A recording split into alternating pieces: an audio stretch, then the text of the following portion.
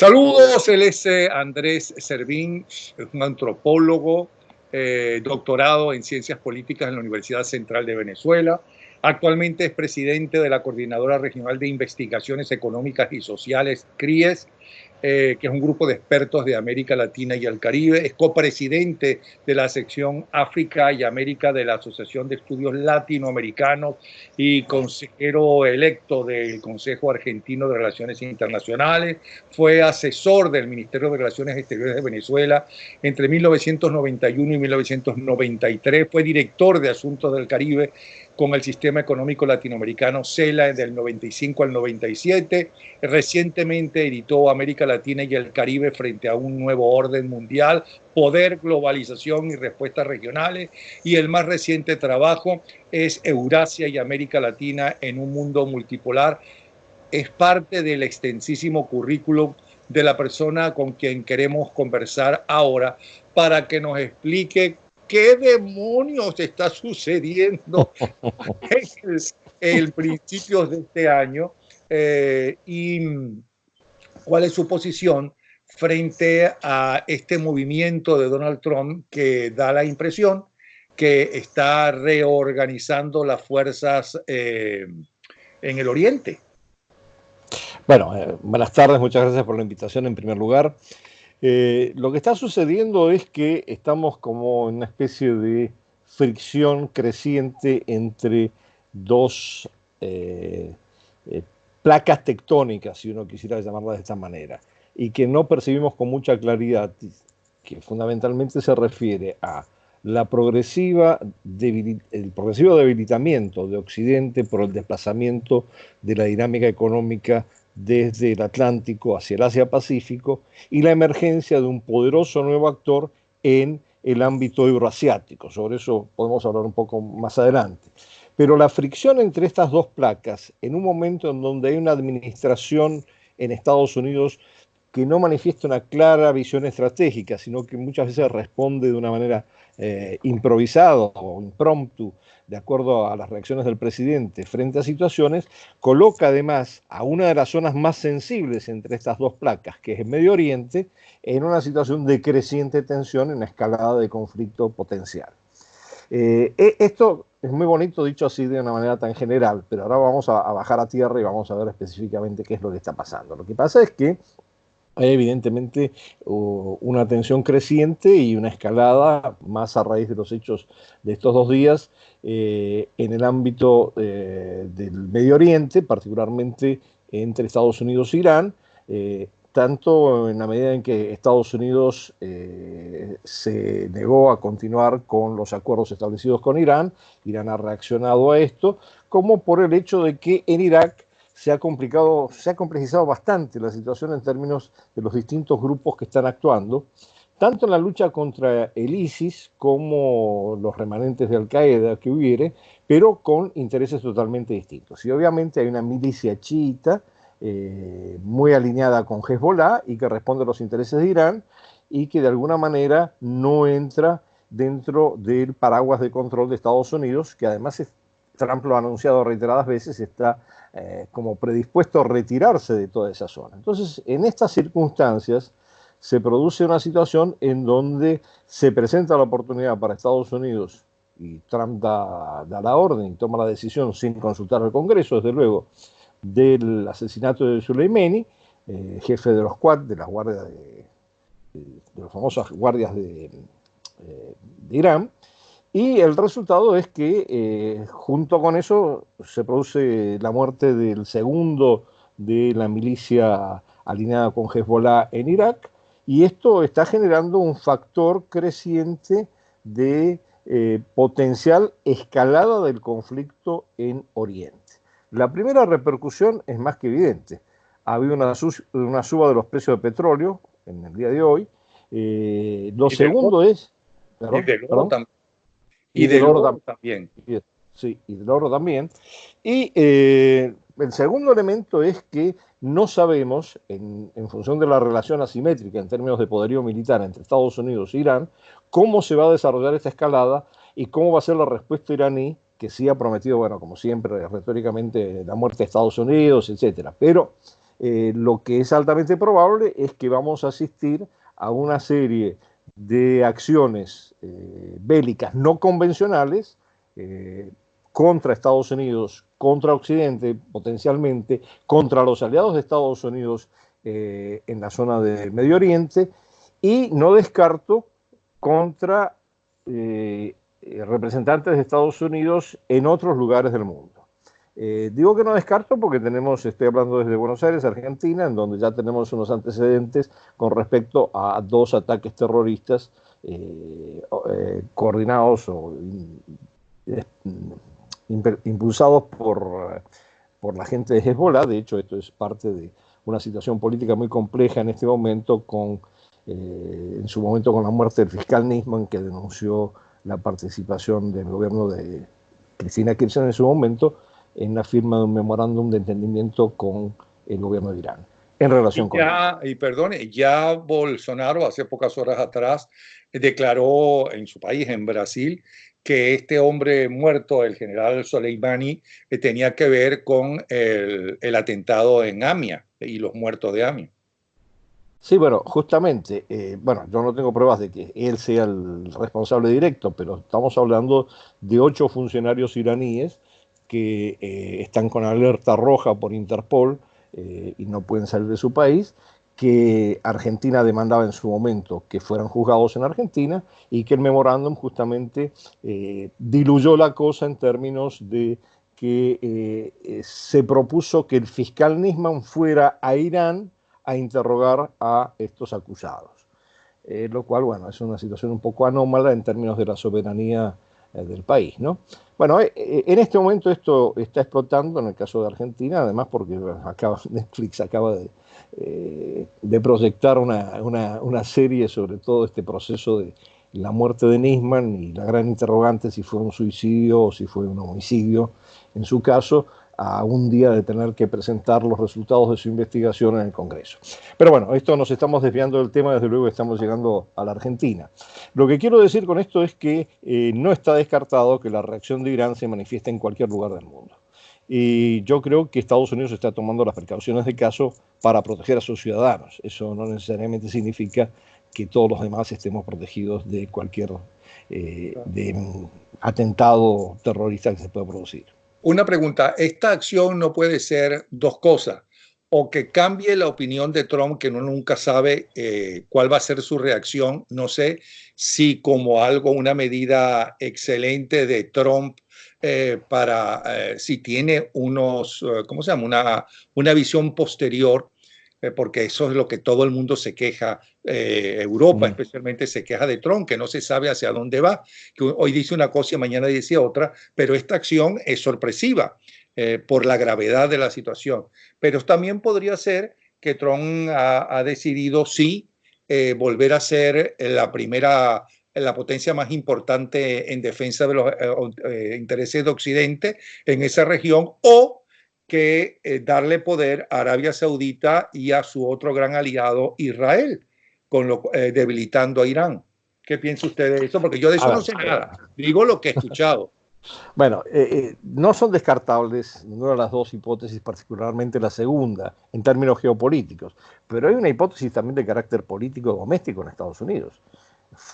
Trump está enfrentando en este momento un proceso de impeachment que no sabemos si va a avanzar o no, dada la composición del Senado, pero que sí, de alguna manera, está afectando su campaña electoral. Entonces, una situación de este tipo perfectamente atrae la atención de la opinión pública de Estados Unidos, la distrae de otros elementos, y puede ser un efectivo elemento, yo diría más que nada de distracción en este proceso. Sí, pero ¿por qué dice que lo está afectando si en las encuestas, inclusive ha aumentado en las encuestas porque lo ha victimizado? Y sabemos que los demócratas no tienen el poder justamente para lograr el impeachment.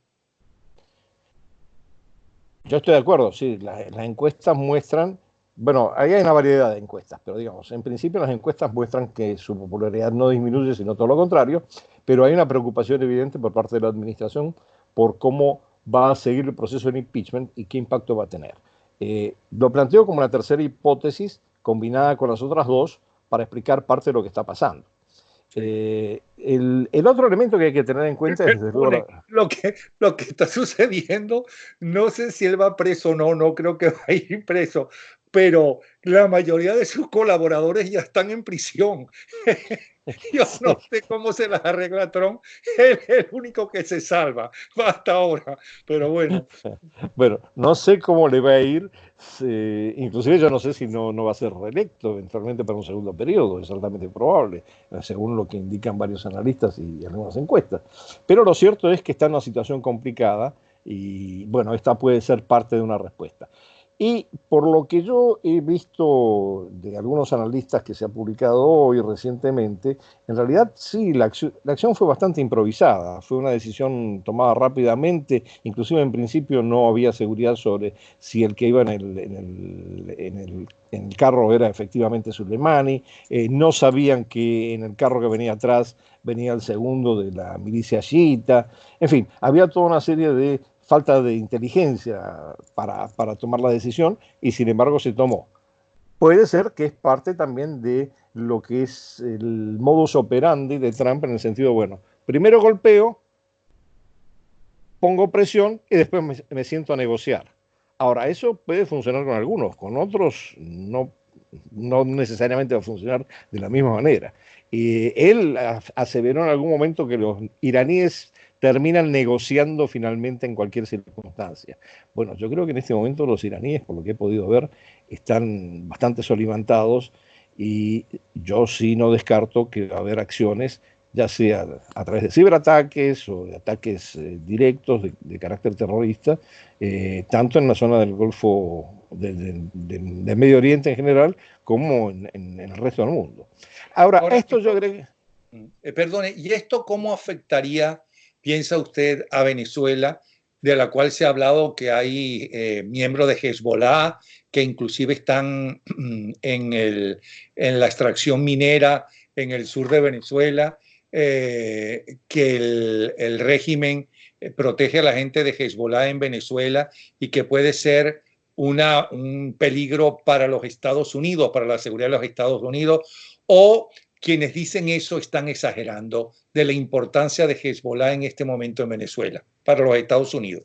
Bueno, yo volvería a ese marco general que planteé al principio, las placas tectónicas. La placa euroasiática es básicamente lo que se está configurando en el ámbito euroasiático a partir de que Rusia ha dejado de mirar hacia Europa, y esto fundamentalmente entre el 2012-2014, y a raíz de las sanciones por la situación en Ucrania y la anexión de Crimea, y cada vez más se está vinculando en una convergencia estratégica con China. Entre los dos son el tándem que está manejando lo que es Eurasia. A través de toda una serie de organizaciones. La Organización de Cooperación de Shanghái, que es la primera que iniciaron, que de hecho es una organización que abarca los países de Asia Central, pero también otros países, donde Irán aspira a ser miembro, donde la India y Pakistán ya son miembros, donde Turquía eventualmente también aspira a ser miembro. Esta es una organización fundamentalmente orientada a combatir lo que los chinos llaman los tres males: terrorismo, separatismo y extremismo. Bueno, esto está funcionando en Eurasia como un entramado institucional. A esto se agregan dos iniciativas, una de las cuales todo el mundo conoce muy bien, que es la iniciativa del One Belt, One Road de China, que en primer lugar se dirigió hacia Eurasia, pero que básicamente se ha sentado en el Asia Central, pero no ha podido, los rusos no han firmado, no han suscrito su participación en One Belt, One Road. Y por otro lado, la Federación Rusa ha lanzado su propia iniciativa en las ex repúblicas soviéticas que todavía se mantienen vinculadas a Rusia, con la creación de la Unión Económica Euroasiática. Y ahora hay toda una discusión acerca de la armonización entre el OBOR, One Belt, One Road, y la Unión Económica Euroasiática, para configurar un gran marco de básicamente de carácter económico en el ámbito euroasiático. Ahora, en este contexto, dicho esto solamente para aclarar un poquito de qué consiste, porque generalmente tenemos muy poco conocimiento de lo que es Eurasia, dicho todo esto, Irán es un aspirante permanente a participar en esta dinámica euroasiática. Lo más reciente que ha sucedido es que ha habido ejercicios militares aéreos conjuntos entre China, Rusia e Irán. Esto establece un vínculo cada vez más cercano, no digo que necesariamente en términos de alianza, pero es un vínculo cada vez más cercano, al que además se suma la situación ambigua de Turquía con la OTAN, y la compra de misiles a Rusia, y la situación ambigua de la India, que no se sabe muy bien si está en lo que es el cuadrado de seguridad del ámbito Indo-Pacífico o si se está vinculando cada vez más con Eurasia. Y entonces lo que tenemos es la configuración de un polo alternativo al de Occidente, con un Occidente debilitado por las fisuras existentes entre Estados Unidos y la Unión Europea, dadas las características justamente de la administración Trump, inclusive que afectan a la OTAN. Y en este contexto, bueno, hay muchos que se vuelven actores con cierto grado de independencia y en función de un cuestionamiento creciente de lo que es el sistema internacional liberal, entre otras cosas, y lo que son los mecanismos de gobernanza global. Sí. Pero usted no se sintió algo sorprendido de la reacción, no solamente China, que es menos sorpresiva porque China, el interés económico es mucho más importante fuera de China que el ideológico, pero a mí sí me sorprendió la reacción de Rusia, que fue solamente decir, metieron la pata. Trump metió la pata y agravó la situación.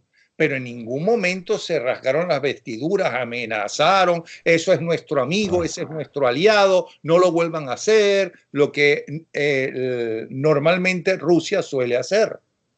Sí, lo que pasa es que a eso Rusia sumó otro comentario importante. Dijo, bueno, que de última se estaba dispuesto a mediar en la situación. Y mediar en la situación significa incrementar el rol de Rusia como una potencia recuperada en el sistema internacional. Eso Putin lo tiene muy claro. Es decir, Rusia ha restablecido su papel en el sistema internacional, más que nada a partir de sus acciones en Siria, y cualquier oportunidad que se le presente en este sentido, él la va a aprovechar. Si es para mediar con Irán, entre Irán y Estados Unidos, y esta es una buena oportunidad. De hecho, Putin tiene una excelente interlocución con Trump, y tiene una excelente interlocución con el gobierno iraní. Así que Sí, perfectamente. pero Putin, a diferencia de los chinos, no tiene esto que es dinero, que es lo que le interesa al mundo entero, entre ellos a los iraníes. O sea que Sí. mejor se confía en China que en Rusia, creo yo, digo yo, no sé. No, lo que pasa es que China mantiene una posición mucho más cautelosa y prudente en el sistema internacional, más bien apuntando a crear alternativas de gobernanza global a través de distintas instituciones financieras que justamente controla China. Un ejemplo es el Banco de Inversión e Infraestructura Asiático, otro es el Banco de los BRICS, otro es el fondo de la misma OBOR. Todo eso lo controla China y en algunos casos los préstamos que están dando esas instituciones superan inclusive la suma de los préstamos que en el caso de América Latina están dando el Fondo Monetario Internacional y el Banco Interamericano de Desarrollo. Entonces, hay como un sistema paralelo crecientemente desarrollado de gobernanza económica global que está controlado fundamentalmente por los chinos. Ahora, Entonces, históricamente Rusia y China siempre se han llevado pésimamente mal. ¿Usted cree que eso puede cambiar, sobre todo cuando Rusia económicamente no se puede comparar ni remotamente con China? Al revés, lo que le puede vender son lo único que tiene, que son armas. bueno, justamente esa es la fórmula que muchos analistas plantean. En el caso de Eurasia, China is the pocket, China es el bolsillo, Russia is the gun. Rusia es el arma o la pistola o el cañón. Y la combinación de los dos permite una convergencia en Eurasia que no necesariamente se refleja en otros lados. En América Latina no necesariamente trabajan conjuntamente, pudieran trabajar conjuntamente, pero cada uno responde a sus propios intereses. Pero hay una realidad, y estoy de acuerdo, los chinos priorizan sus intereses económicos, desde luego la competencia con Estados Unidos no pasa solamente por intereses económicos. Crecientemente hay una presencia china en América Latina que irrita, molesta, distrae a Estados Unidos. Pero por su lado los rusos hacen lo mismo, pero no desde un punto de vista económico, sino más que nada con una presencia más de carácter geoestratégica y militar, como en el caso de Venezuela. Pero también, fíjese que el caso de Venezuela es muy interesante porque los rusos aprendieron algo muy rápidamente, que no bastaba con una presencia militar y con vender armas, que era un buen negocio, sino que era muy importante, conociendo el negocio petrolero, aprovechar los activos que podían adquirir en Venezuela para su propio provecho. Y en este momento, si nosotros vamos a ver, según un dato reciente, yo creo que lo mencionaba inclusive en la entrevista anterior Beatriz Rangel, cuando hizo la entrevista con usted, creo que prácticamente el 60 al 70% de la comercialización del petróleo venezolano está en manos de los rusos. De lo Sí. que se paga en cash. Pero mire, me ha evadido la respuesta. No crea que no tengo memoria ni nada de No, no, eso. no, no. La pregunta Probablemente yo sea era el que no otra. tenga la memoria. La pregunta es, ¿hasta qué punto puede molestar la presencia de miembros de Hezbollah en Venezuela como para que el venezolano tenga esperanzas? Yo no creo que Hezbollah tenga el poder de tener una presencia significativa como militarmente la podría tener Rusia en el caso de Venezuela, o eventualmente, si lo decidiera así, China. Hezbollah básicamente actúa a través de operaciones bélicas de carácter no convencional, por lo tanto no es la misma situación que una gran potencia, sino más bien cómo funcionan los grupos irregulares. Que haya una presencia de Hezbollah en Venezuela, bueno, por lo que dicen varios analistas y las evidencias que existen, parece que la conexión Caracas-Terán es muy estrecha y eso no está descartado. Que esto pueda generar algún tipo de reacción de Estados Unidos, bueno, dependiendo de cuáles son las acciones que van a tomar tanto el Hezbollah o cualquier tipo de grupo que responda a los intereses de Irán. Yo creo que hay una mayor preocupación de Estados Unidos justamente por una zona, por Venezuela la hay, en términos de Hezbollah y de Irán, pero también por lo que se llama la triple frontera entre Argentina, Brasil y Paraguay, que es una especie de tierra de nadie, donde operan en el lavado de dinero y en el levantamiento de fondos para estas organizaciones. Entonces, no sabemos por dónde va a saltar la liebre. Esto es una preocupación obviamente para cualquiera de los países de América Latina, pero también para Estados Unidos. Y eventualmente hay algunos puntos específicamente vulnerables, como es el caso de Venezuela, por un lado, y el caso de la triple frontera, por otro lado. Podríamos agregar otros, pero digamos, estos yo creo que son los dos referentes más importantes. Ahora, a pesar de que lleva tanto tiempo fuera de Venezuela, no nos olvidemos que, o no, quiero recordarle a los que nos están viendo, que usted fue desde el 91 hasta el 93, si mal no recuerdo, asesor del Ministerio de Relaciones Exteriores de Venezuela y que fue director de los asuntos del Caribe en el CELA. Sí, ¿Cómo ve la correcto. situación venezolana comenzando este año 2020? Bueno, yo creo que es una situación extremadamente problemática que vamos a tener alguna luz al respecto, posiblemente con lo que sucede en el día de mañana en la Asamblea Nacional, si se prorroga el mandato de Guaidó y si a partir de ahí se desarrolla una estrategia específica en términos políticos. Ahora, lo cierto es que en este momento en Venezuela hay una clara consolidación, por una parte, de una élite política conectada con otros sectores no necesariamente políticos y más bien vinculados a negocios ilícitos, y por otro lado una pérdida de control del Estado de ciertas partes del territorio, como lo que está sucediendo en la Gran Sabana o en la zona del arco minero en general. Entonces, yo creo que el panorama no es particularmente halagüeño para lo que viene del año. Más si a esto sumamos lo más importante que está en el trasfondo, que es la crisis humanitaria, que no termina de resolverse. Todos sabemos perfectamente bien lo que pasa entre los que pueden darse ciertos lujos en las Mercedes y los que tienen que vivir con el CLAP o con lo que consigan, donde lo consigan para poder comer. ¿Por qué cree que la oposición democrática venezolana y concretamente a través de Juan Guaidó no ha podido cumplir la primera de los objetivos que tenían desde enero del año pasado? ¿En qué Bueno, se falló? Si es que se falló en algo, porque vamos a estar claros, ellos se están enfrentando no a unos políticos corruptos ni mucho menos. Se están enfrentando a una banda de delincuentes, se están enfrentando al narcotráfico, a los guerrilleros colombianos, al G2 cubano y al crimen demás. organizado, de acuerdo. Al crimen organizado, usted lo ha dicho. Sí, sí, al crimen organizado en general.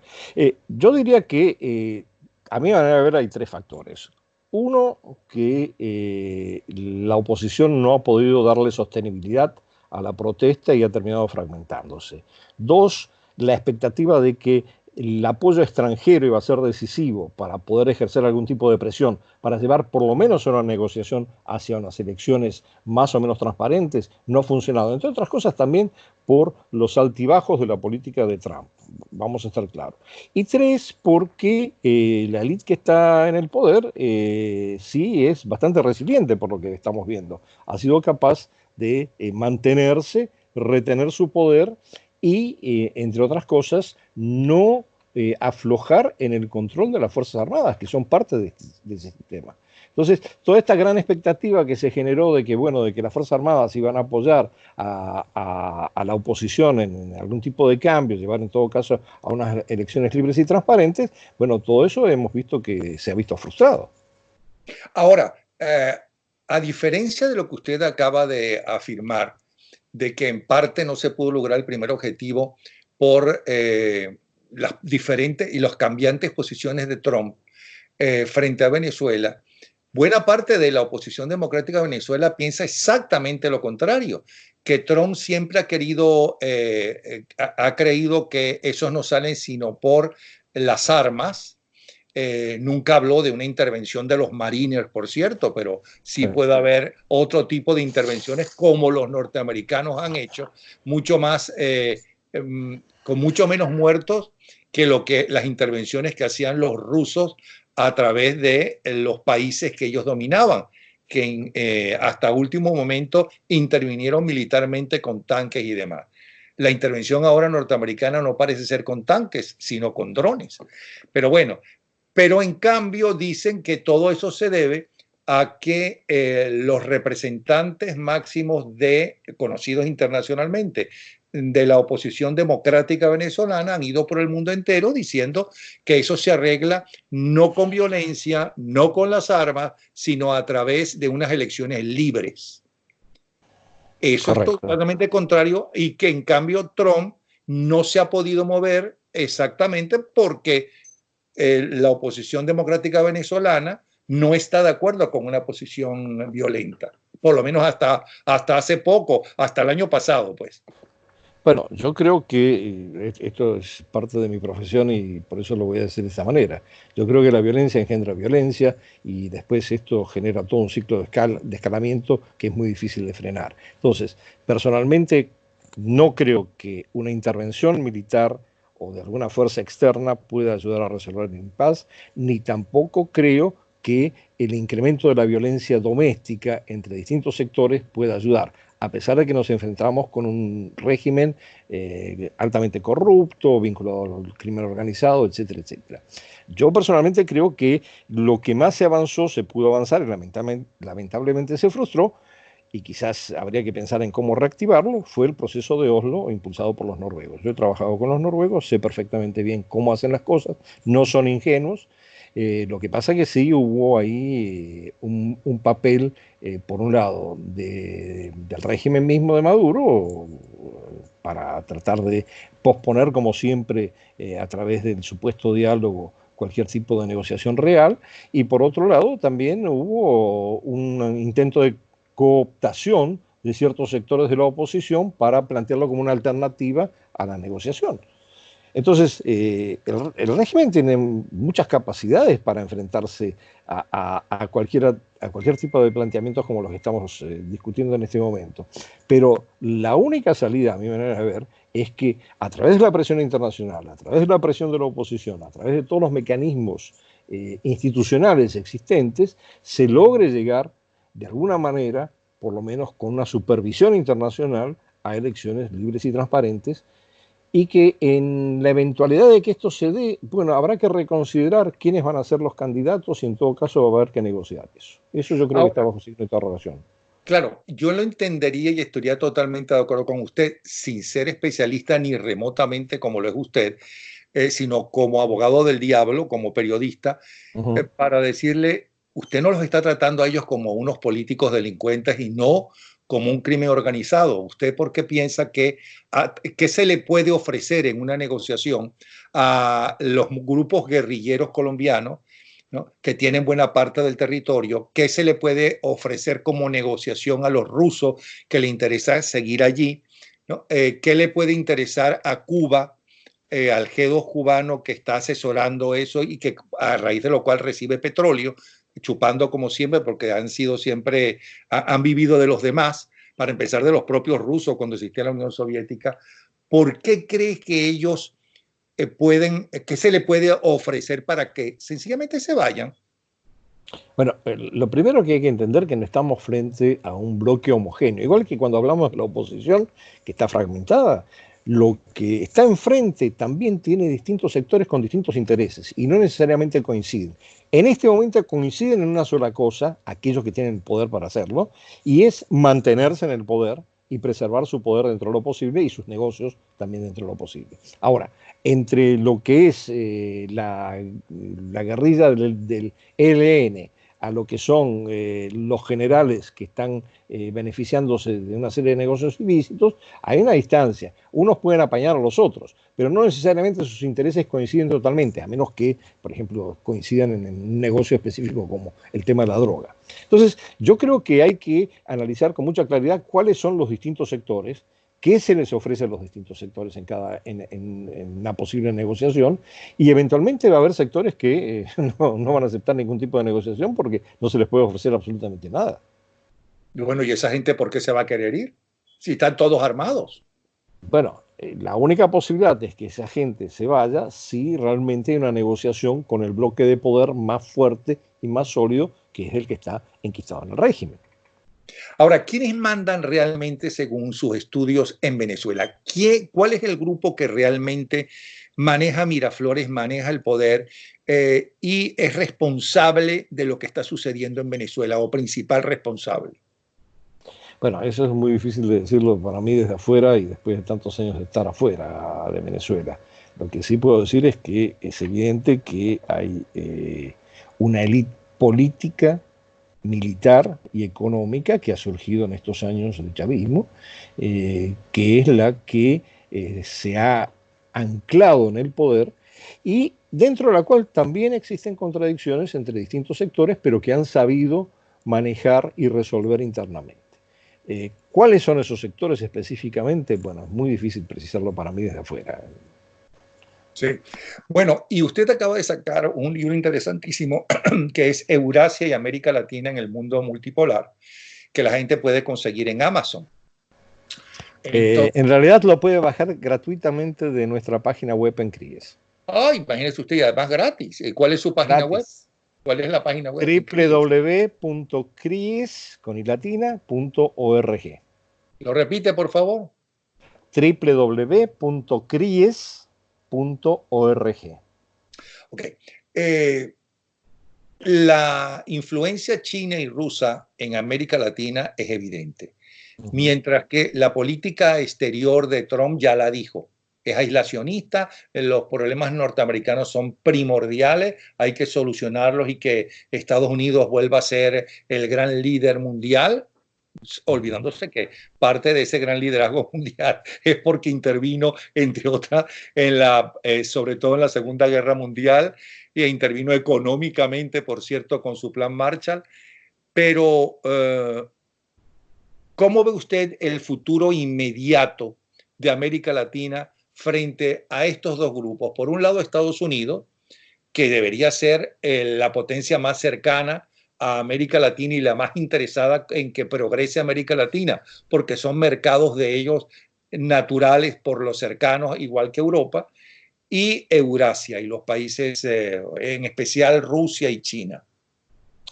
Pero para mí está muy claro que en América Latina en este momento hay una creciente confrontación, no necesariamente abierta, como la guerra comercial, pero sí una creciente confrontación por espacios económicos entre Estados Unidos y China. Yo creo que el ejemplo más patente, y voy a dar un ejemplo muy concreto, Panamá. Panamá el anteaño pasado cambió su relación diplomática de Taiwán a la República Popular China. La República Popular China ofreció a cambio toda una serie de inversiones muy importantes para el desarrollo y el impulso en Panamá. Y a raíz de eso y de ese acercamiento, porque China ve Panamá como parte de su sistema de One Belt, One Road, es el eje vertical, perdón, para poder conectarse con el Atlántico. Y en ese marco, China empezó a negociar con Panamá un acuerdo de libre comercio. ¿Qué sucedió? Que inmediatamente Estados Unidos empezó a ejercer presión para paralizar el acuerdo de libre comercio, y hasta el día de hoy, hasta el sol de hoy, esto sigue donde estaba, no se ha avanzado en ese sentido. Entonces, hay una permanente confrontación, una tensión entre los dos. Es muy evidente el avance desde el punto de vista económico, comercial y financiero en general de China, particularmente en América del Sur, pero subiendo también progresivamente hacia Centroamérica y hacia los países del Caribe, que hace que la confrontación a nivel global entre las dos potencias en este momento predominantes, desde el punto de vista económico, Estados Unidos y China, se traslade también a nuestra región. En este contexto, el rol de Rusia es más bien de carácter irritativo, yo diría, para Estados Unidos. Es distraer a Estados Unidos de otros teatros de operaciones con algún tipo de acciones que no le permita concentrarse, por ejemplo, con mayor capacidad en el Medio Oriente o en la parte más oriental de Europa, en las fronteras con Rusia. En fin, Rusia lo que quiere asegurar es que sus fronteras no estén bajo la amenaza de la OTAN, de ningún otro organismo, y para eso juega todas las cartas que puede para distraer a Estados Unidos. Ahora, yo insisto en esto. Además, Rusia ha descubierto en los últimos años que tiene una capacidad de hacer dinero. Y hacer dinero no solamente vendiendo armas, sino aplicando toda la expertise que tiene en el campo energético. Y el mejor ejemplo de eso es lo que yo le mencionaba con respecto a Venezuela. Ahora, hay quien dice que ese péndulo que tenía históricamente América Latina, de ir primero de derecha, luego a la izquierda, luego a la derecha, luego a la izquierda, que eso se rompió, aparentemente. ¿Hacia dónde va América Latina? Ahí tiene usted de nuevo el kirchnerismo en Argentina. Hay quien dice, no sé si usted está de acuerdo, que inclusive Fernández está muy enfermo y que va a terminar la Kirchner de nuevo en la presidencia. Esa es una pregunta. Luego está el caso de Bolivia. Por otro lado está México, que mucha gente ve a López Obrador inclusive mucho más confrontador y violento que lo que fue Chávez en un principio, y también con las mismas intenciones. Ahí está el problema del triángulo en Centroamérica totalmente corrupto. Ahí está el poder del narcotráfico en buena parte de los países latinoamericanos, por no citar Europa porque no conozco sus casos. ¿Cómo ve, hacia dónde va, hacia dónde usted cree o siente que va en el futuro inmediato América Latina, nuestros países?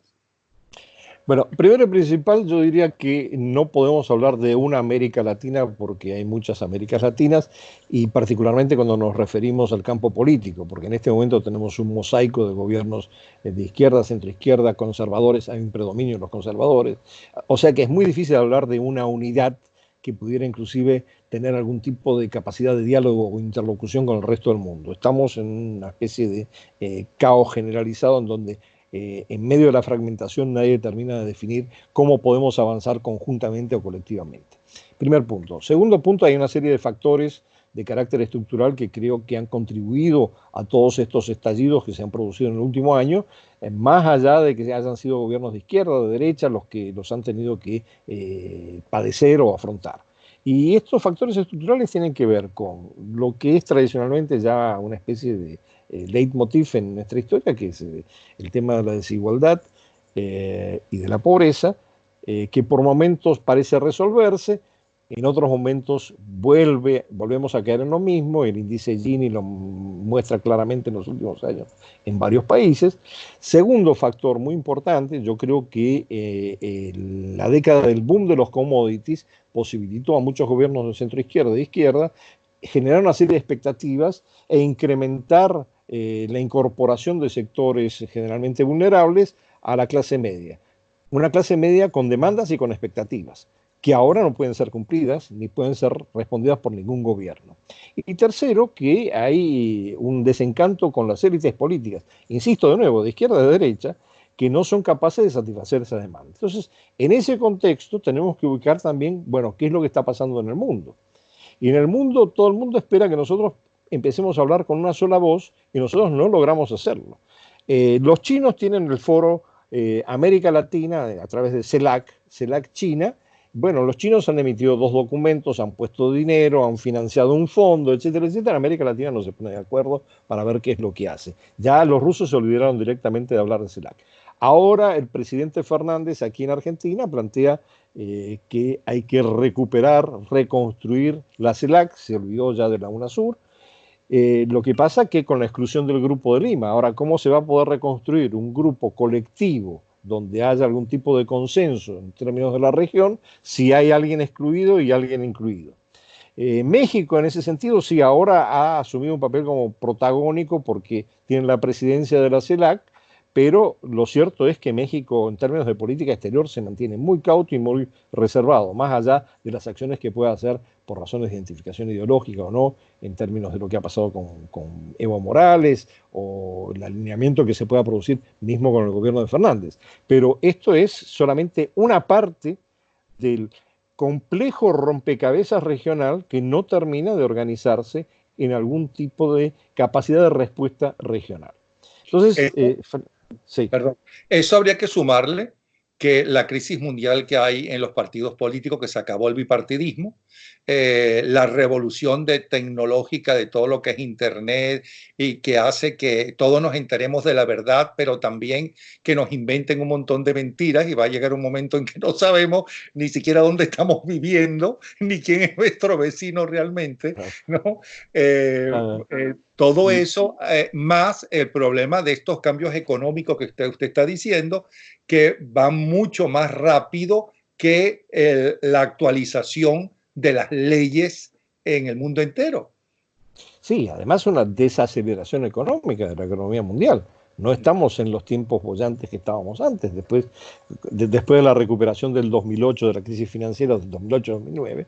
Bueno, eso ya ha quedado atrás. Ahora las proyecciones de crecimiento económico, hasta China ha tenido que rebajarlas de su 8,5% histórico, ahora está en una proyección de 6 algo para los próximos años. Y vamos a ver cómo funciona, porque también tiene una serie de factores internos que pueden hacer detonar una bomba dentro de China misma, ¿no? Tiene un problema étnico, tiene un problema con Hong Kong, tiene un problema con un país, 2 sistemas, como es el caso de Taiwán. Bueno, hay toda una serie de problemas que China, y el problema ambiental, que es fundamental. Si usted viaja por las ciudades chinas de la costa, usted no ve nada de una ciudad a otra porque todo es una neblina de contaminación. Yo lo he vivido personalmente. Entonces, todas estas cosas son factores que desde luego no nos auguran. No quisiera terminar esta conversación con una nota pesimista, pero lamentablemente no tenemos muchos elementos para aferrarnos a algún tipo de optimismo si a esto sumamos además situaciones como las que se están produciendo en este momento en Medio Oriente, con un potencial conflicto en puertas que no sabemos si va a escalar o no va a escalar. Ahora, los cambios históricos que se han dado, cambios en algunos casi tan fuertes como estos, aunque normalmente eran cambios económicos y geopolíticos, de límites y ¿cómo se llama? Intereses económicos y religiosos mezclados con económicos. Estos son, creo yo, más profundos porque el ser humano está cambiando con todos los avances científicos. Pero normalmente esos cambios, excepto cuando se resolvían con guerra, las guerras tradicionales ya no se pueden dar porque existe, no sé si para fortuna, las bombas nucleares que acabarían no solamente con el agresor, sino con el agredido. Yo no creo que nadie sea tan suicida, ni siquiera el de Corea del Norte, de acabar con su país con tal de lanzarle un artefacto nuclear a los Estados Unidos o a Japón o a Israel o a quien sea. En ese sentido, hasta ahora, el ser humano ha evolucionado con todos estos cambios dramáticos que ha vivido el mundo. ¿O usted no está de acuerdo? No, yo estoy de acuerdo que si vemos en retrospectiva, lo que ha pasado es que las condiciones de vida de la humanidad han mejorado significativamente. Si nosotros comparamos cuántos, yo no tengo aquí los números ni las estadísticas, pero si comparamos cuánta gente viviendo por debajo del nivel de pobreza había antes de la Segunda Guerra Mundial y cuántas hay hoy, inclusive teniendo en cuenta el gran boom, el gran crecimiento de China, vamos a ver que es impresionante cómo cada vez hay más gente mejor alimentada y mejores condiciones de vida y con trabajo, eventualmente. Pero esto no quiere decir que la desaceleración económica no los afecte. Primer punto. El segundo punto es que si bien también las condiciones sanitarias se han mejorado, ha habido una especial preocupación para que la humanidad tenga una vida sea más longeva.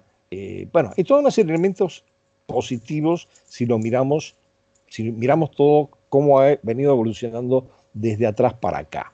Ahora, que todo esto está en riesgo, sin la menor duda, está en riesgo porque estamos viviendo una transición en el sistema internacional, en la economía internacional, que no termina de clarificarse, que está plena de incertidumbres, que es extremadamente compleja, que mucha gente no termina de entender cómo abordarla y que a la cual se suma además un elemento que usted mencionó y me parece muy importante, que ha habido un retroceso de la democracia y del rol de los partidos políticos que afecta a las democracias liberales occidentales. Y esto implica que en algún momento pueda suceder que en vez del predominio de democracias liberales occidentales, a pesar de que hoy había, por cierto, en La Nación un cuadro bastante interesante con un crecimiento de las democracias, lo que se ha deteriorado es el carácter de la democracia. No es que no hay democracias, pero cada vez son más deterioradas y cada vez están más deterioradas, perdón, y cada vez más las élites que están de alguna manera liderando, dirigiendo, promoviendo estas democracias, no tienen la capacidad de responder a las demandas que van surgiendo, entre otras cosas también por todos estos, esta revolución tecnológica que estamos viviendo, incluye el Internet. Es decir, hay gente que nunca ha visto cosas hasta que no las vio en Internet. Y hay gente que quiere comprar esas cosas y no puede comprarlas. Entonces hay Bueno, una demanda. un poco como cuando apareció la televisión, pero también gracias a la televisión, en muchos países como el nuestro, la gente más pobre, ¿no? Y más alejada de las grandes ciudades, empezó a limpiarse los dientes todos los días y aprendió que había y conoció que había pasta dental y ese tipo de cosas. Pero recuerde que los pactos sociales, que la política son pactos sociales y que los pactos sociales son mucho más lentos y complicados, sobre todo en este mundo donde cada quien es uno solo y el resto está por allá, que ahora ya los partidos políticos no se pueden decir, bueno, aquí están los socialcristianos o los socialdemócratas, está el grupo que son de centro de derecha, de centro izquierda, un poco de derecha, un poco de izquierda. Eso ya se está acabando. Hasta en los mismísimos Estados Unidos con los demócratas y los republicanos. Entonces eso es como más lento y sobre todo más lento, se hace más lento porque toda la información y el cambio es a través de estas nuevas redes y hasta a través de estos cambios que son demasiado rápidos. Es decir, nuestros hijos, nosotros no conocimos ni siquiera, ni mucho menos la mitad de las cosas que nuestros hijos han conocido hasta ahora. Yo recuerdo que cuando trabajaba con una mujer extraordinaria llamada Cecilia Martínez, que es fundadora de la radio y la televisión en Venezuela, me decía que ella vio cuando empezó a surgir la luz eléctrica, cuando llegó el cine, cuando llegó el cine en blanco y negro y luego el cine en colores, cuando llegó la radio, cuando llegó la televisión, todo eso ya no es para nuestros hijos. Bueno, pero eso es histórico, eso siempre ha existido. Absolutamente. Absolutamente. Me sucede regularmente cuando yo les explico a mis estudiantes que yo escribí mi tesis doctoral a máquina. Bueno, máquina de escribir, No saben ¿qué es eso? Claro, no existe. Bueno, es cierto, el cambio tecnológico es muy acelerado, probablemente se acelere mucho más. La disputa por el 5G es clave en este proceso. Volvemos de nuevo a confrontación entre Estados Unidos y China, particularmente en el ámbito tecnológico. Pero yo insisto en esto. A ver, tenemos un proceso de cambio acelerado, altamente complejo, con transiciones múltiples a distintos niveles, y no tenemos un mapa que nos guíe para ir por ese mundo.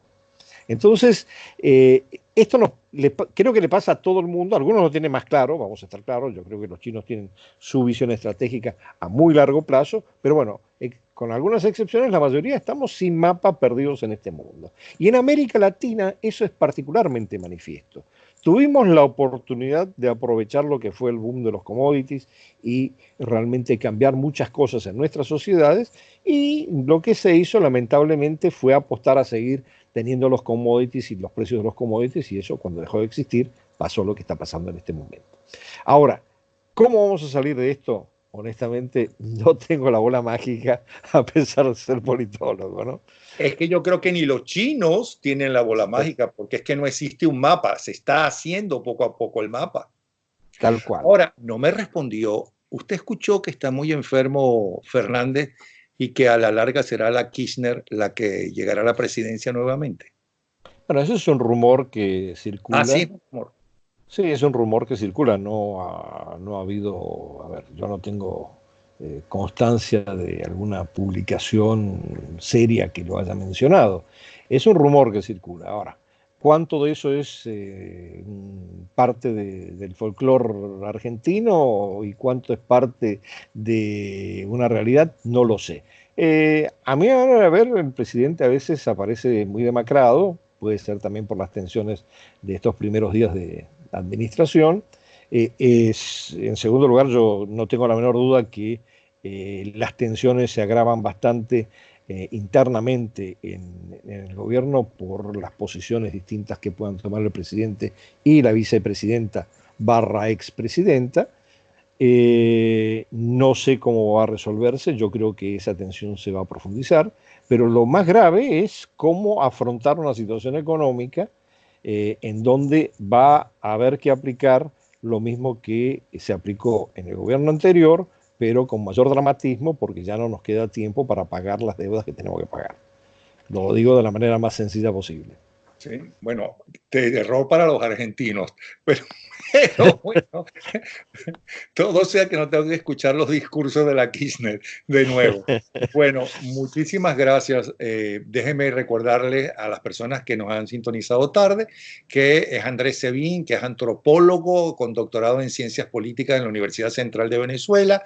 Actualmente es presidente de la Coordinadora Regional de Investigaciones Económicas y Sociales, CRIES, que es un grupo de expertos de América Latina y del Caribe. Es copresidente de la sesión Asia y América de la Asociación de Estudios Latinoamericanos y consejero electo del Consejo Argentino de Relaciones. Fue asesor del Ministerio de Relaciones Exteriores de Venezuela, fue director de Asuntos del Caribe con el Sistema Económico Latinoamericano, y eso es parte de su extensísimo currículum. Les recuerdo que ustedes completamente gratis pueden conseguir su más reciente trabajo, de los muchos, porque yo creo que ya entre todo llega al centenar casi, que se llama Eurasia y América Latina en un mundo multipolar, y le ruego que por favor nos vuelva a decir cómo bajar ese trabajo. Ese y todos los libros y todas las publicaciones que hacemos en CRIE justamente pueden bajarse de www.cries, con i latina, en minúscula, .org. Repito, www.cries.org. Y realmente agradezco muchísimo la conversación, muy interesante, muy buenas las preguntas del abogado del diablo, me puso varias veces contra la pared, así que eso es muy bueno, y me ha puesto a pensar en algunas cosas. Agradezco muchísimo esta conversación. No, nosotros a usted, y estamos siempre a la orden, y nos encantaría tenerlo más de una vez en los próximos, iba a decir semanas, bueno, vamos a ponerle meses, Sí. para no comprometerlo mucho y no se me esconda. No. Lo que sí, la semana que viene me voy a la playa, porque lo que sí me falta aquí en Argentina es playa. Tengo que reconocer. Sobre todo playas del Caribe. Claro, exactamente. Así que me voy al Caribe con mi esposa para pasar una temporadita ya tomando sol. Bueno, Muchísimas gracias por la invitación. No, muchas gracias a usted y feliz año para usted y su familia. Hasta luego. Igualmente. Nos vemos.